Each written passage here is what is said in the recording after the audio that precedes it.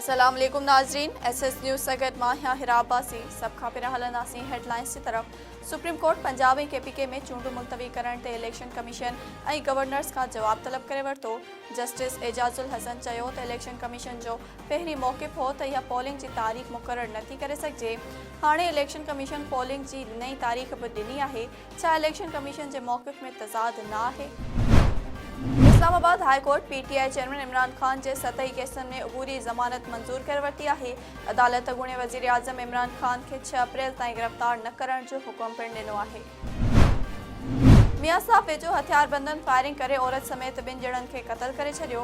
कचे जे इलाइक़े ॻोठ रहीमदाद शहर में जवाबदार फायरिंग करे सोनिया शहर ऐं अताउल्ला शहर खे क़तल करे फ़रार थी विया। नाज़रीन, हिन वक़्त ताईं जो हेडलाइंस। वधीक ख़बरूं ऐं अपडेट्स जे लाइ ॾिसंदा रहो सिर्फ़ SS न्यूज़।